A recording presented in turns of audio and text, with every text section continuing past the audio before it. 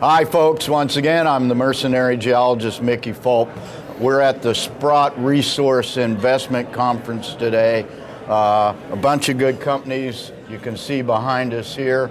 I'm with Amir Adnani of Uranium Energy Corp, one of the invited companies. One of the things about Sprott is you got to be invited, and this is basically companies that Sprott has his own money in, so along with Rick Rules. So Amir, last time we did this, good to see you again. We were in a cold, wintry, gray day in Toronto, and now it's a beautiful, sunny day in Vancouver. So let's talk about the uranium business. Let's talk about the uranium business. So I think the biggest takeaway or the biggest update that I can share with you and talk about is a very recent trip that we had to Washington, D.C., and the opportunity that I had to meet with and address both Energy Secretary Rick Perry and EPA Administrator Scott Pruitt directly about the state of the uranium mining industry in the U.S. right now. And these were very compelling meetings. And I think, earlier in the year, and even in PDAC when we spoke, I was emphasizing that, look, with the changes politically, the new administration, there will be differences, and there will be some positive emphasis placed on uranium mining. Well, we got to see that firsthand when we spoke with these individuals. And the issue is basically one of sort of 3 or 4 points. One is the fact that the U.S. uranium mining industry is only supplying 5% of domestic needs right now. Spencer Abraham, who's our chairman and was the U.S. Energy Secretary in the George W. Bush administration, rightly says that in the U.S., when oil imports were making up 65% of U.S. needs, people thought that was a disaster. Well, it was a disaster in terms of petrodollars, but... And now on uranium, we're almost approaching 100%. Yeah. And so this is an issue that has national security, energy security implications. Second, you look at total jobs in the U.S. uranium mining industry today, about 450 people. Wow. It's down significantly from just 2 years ago, but compared to its glory days when the U.S. uranium mining industry had over 30,000 people employed, and we're down to 400. I mean, basically, it's almost like uranium miners in the U.S. are an endangered species, but at a time when the U.S. has 99 reactors operating. And so you look at that dislocation between the size of the domestic uranium mining industry and how small it has become because of the challenges and issues over the last 8 years, and arguably some oversight or some neglect perhaps over the last 8 years with the last administration. But with 99 reactors operating in the U.S. market is the largest consumer of uranium in the world. And 1 out of 5 Americans turns on a light switch, it's from nuclear power. But I want to add one more point to that. That is a correct point, but these days especially, making sure we have carbon-free ways of generating electricity. If you look at it that way, Mickey, 65% of U.S. electricity that is carbon-free is generated through nuclear power. True. That, and so when we start to consider the fact that you cannot be an environmentalist anymore and not embrace nuclear power, because if you want to be able to affect the environment in a positive way, we need energy, we need electricity, but we need a mix. We need that baseload power that nuclear provides that's carbon-free, and then renewables and other sources that go with that. Which cannot supply baseload electricity. Cannot do baseload. That's the fundamental point here. That's right. So, talk a little bit about security of supply and the fact of where our uranium, significant amounts of our uranium is coming from right now. I think that's a bit scary. I think the geopolitical sort of cocktail that's out there in terms of the various tensions in the world is one that uranium can get caught up in. If you look at the fact that there are serious issues out there, whether it's with Russia, whether it's with sort of other countries or other security factors or risks that are out there, uranium can, in my opinion, potentially get caught up in bigger geopolitical dynamics that are out there. So when we look at the imports into the U.S. market today, there you have almost 25 or 30% of imports coming from Russia or Central Asia. You have sources coming from parts of Africa that could have potential security risk. And look, the friendly neighbor to the north, Canada, where we are here, ultimately a lot of the Canadian mines are owned also by the French government through its ownership of Areva. Where 80% of power generation in France is nuclear power. You have the long-term contracts that the Canadian companies have signed with the Chinese. You know, you have more reactors under construction right now in China than anywhere else, and that's because of the air pollution crisis that they're having in the largest cities of China and India. And so I think the U.S. market, and when we look at the vulnerability is that there's a global expansion in nuclear power taking place. 2016 and 15 were the best years for nuclear power globally in over 20 years. And so there has to be the idea of having domestic sources becomes such a critical component of this to mitigate geopolitical risk and to just mitigate the fact that there's demand. There's growing demand with reactors operating in over 30 different countries. This isn't that exclusive club that it once was, where nuclear power was an exclusive club of France, Japan, Germany, Russia, and South Korea. Today you have over 30 countries in order to meet their electricity needs building nuclear reactors.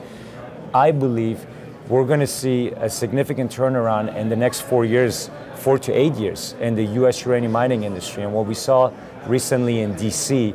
speaks to the fact that this administration definitely sees that it's way too critical and strategic to not do something about the existence and success of the uranium mining industry. And the key point we made with Secretary Perry was the fact that, hey, this industry it can get bigger in the U.S., but it can truly be a global leader.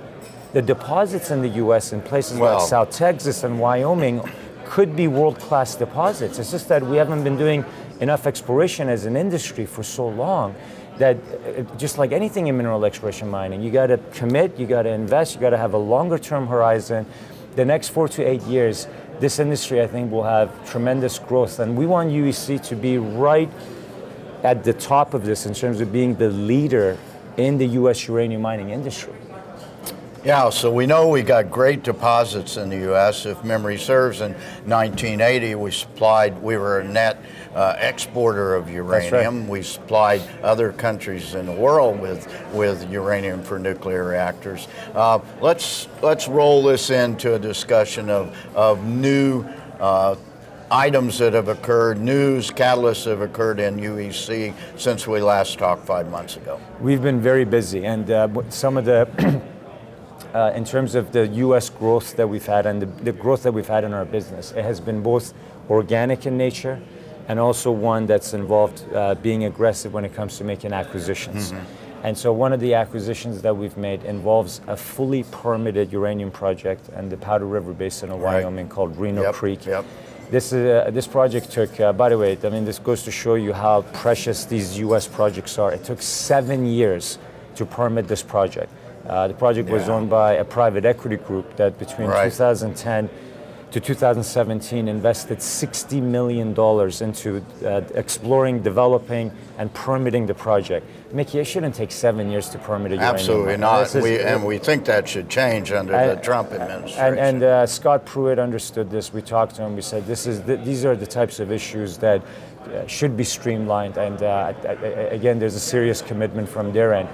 But nonetheless, today on U.S. soil, there's a serious scarcity of fully permitted, low-cost in-situ recovery projects. Our main focus are these low-cost and environmentally friendly in-situ recovery projects. So to have been able to structure a deal to make this acquisition was really fantastic, because I wish there was 10 of these projects to acquire, but this was the last of its kind that wasn't already inside a public company.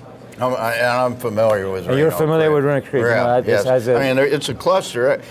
There's about 7 deposits in that central part of the Powder River Basin, 2 of which are in production right now with Christensen Ranch and Nichols Ranch, but 5 other deposits that are in the final permitting or development stages, and this one's fully permitted, fully licensed. It's the right neighborhood. Like you said, there's infrastructure nearby, there's other producing mines, there's development and exploration projects. It's a very active region.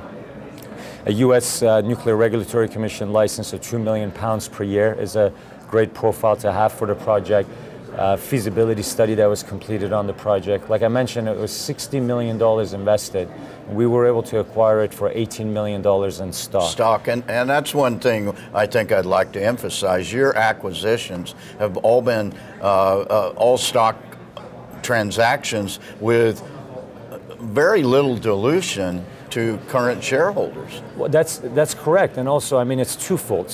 Number one, when we make a stock acquisition, we're preserving cash, and we're not going into the market to raise cash to make the acquisition. But number two, if issuing stock for an accretive acquisition is done correctly, it can create shareholder value and value on a per share basis. Look at Reno Creek. We incurred a 9% dilution, but increased our ISR measured and indicated resources by 68%. We doubled our capacity in terms of production that was permitted.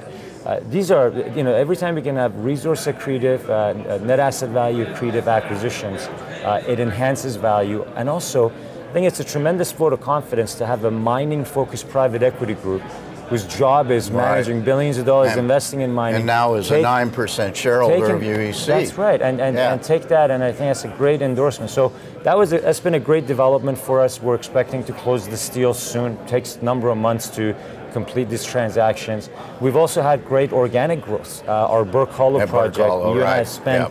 Now your flagship uranium project in South Texas, and you started at nothing there, essentially a few drill holes. It started with a 20,000 acre lease, and our exploration team, true credit to them, the fact that, for years we've said, hey, we've assembled the best technical exploration team in the industry, and we combine that with data, and we're going to go find new projects and opportunities. Burke Halla is the model for that. 20,000 acre ranch, there's nothing there. We come in 700 holes later. We now have developed what looks like it could become. I mean, it really has the potential to become one of the largest ISR projects in the history of Texas, in the United States. And we made the discovery in 2012. 3 years later, in 2015, is when the U.S. Geological Survey came out and wrote a report about the South Texas uranium belt, saying that there's potential to discover. In their report, it said over 200 million pounds of uranium there, ISR amenable, which is, again, the low-cost method that we're focused on, and that it was one of the least explored areas in the U.S. By the way, I made that point with Secretary Perry because, as you know, he was the longest-serving governor of Texas. He's very familiar with us, our company, what we did over all these years. And he was fascinated by that you have the foundation, the geologic endowment, coupled with strong technical capability. The ISR method is responsible for 40% of global production today, but its birthplace is Texas. Its birthplace is the U.S. And it's not a new technology. And it's not a new technology. At all. It's improved, certainly. It's improved. But from my knowledge, it started the late 1950s, early 1960s. In many respects, it has roots and foundation in oil and gas recovery. True. It's such a different way than earth moving. Mining is all about digging and getting yourself dirty. ISR mining is quite elegant. It's just there's no digging, there's no excavation. You have well fields that are installed. And again, our singular focus in Texas and Wyoming to be looking for geologic settings that could be ISR amenable continues to basically put us in that first quartile cost when it comes and that's the key thing. You have this cost curve for uranium mining. We don't want to be out there trying to tackle projects that require hundreds of millions of dollars, billions of dollars just to be built, yet alone operating costs. These ISR projects could be built on our Palangana mine as a case study. We built that project for $10 million. Now keep in mind, we have our Hobson plant, so we're not replicating the capex on the plant over. But I just think that it's important to remain on that first quartile cost, stay focused on environmentally friendly projects that don't have a big footprint. This goes a long way. Even with the more, let's say, reasonable or friendly EPA, you still want to have projects that have less of a permitting complexity. And to finish the thought there on the update, the key updates being, just recently we announced 94 drill results. Yep. Since I last saw you, we got boots on the ground, rigs on that Burke Halla project, drilled 94 holes. The production area went from being 1.7 miles long in mineralized trend to 4 miles long in mineralized trend. And Mickey, that's more like that. That's more like that. But that's all also inside of our mine permit. See, because remember, we started permitting the Burke Halla project on a parallel track 3 years ago on the same parallel to when we were doing exploration drilling. So as we have exploration success, we're not going to be delayed down the road with needing to permit more. This is all already inside of the boundary of our mine permit. So we were so pleased with the results at Burke Halla, we've extended the drilling program to the first week of September. Hopefully we'll get another 30 or 40 holes out of it. And the combination of the acquisition and organic growth, that's the kind of 1-2 punch that is driving good value for UEC and attracting great institutional interest. So I'm going to change gears here, and we're going to talk about another acquisition you have recently done in a familiar terrain or familiar country, but a totally different commodity, and that's Alto Paraná in Paraguay. And tell us a bit about this. This is a titanium project. It's, first of all, it has to do with the fact that, as you said, about 5 years ago, we made a number of acquisitions, UT project and the Oviedo project in Paraguay. These are uranium projects. And the reason we acquired these projects is because of the same geologic setting that they have to Texas and Wyoming. Right. Sandstone-hosted uranium that could be amenable to in-situ recovery. Yeah. By the way, it can cost hundreds of dollars an acre to pick up land in the U.S. I'm proud of the fact that we have 70,000 acres leased in Texas. But we've got about 700,000 acres in Paraguay that has had $50 million already spent on it by other companies. Right. So it was a great entry. In these 5 years, we've gotten to know the country very well. We have a small team there, a very capable team of geologists that are local from Paraguay.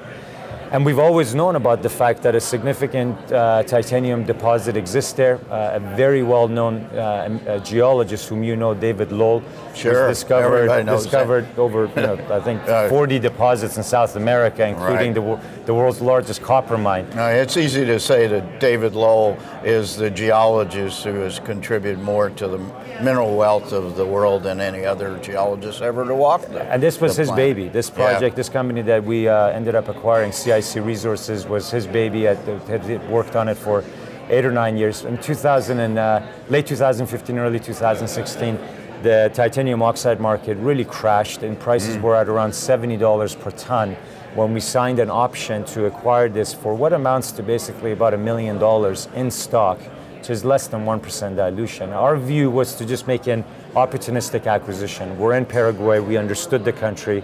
We're not in no way changing our strategy and becoming a titanium company, but it was a great acquisition when titanium oxide was at $70 per ton. Right now, price is approaching $200 per ton. And there's growing demand for titanium oxide in everything from MacBook laptops to pigment and paint to aerospace, defense, infrastructure. Yeah. It's one of the best performing commodities over the last year that no one talks about.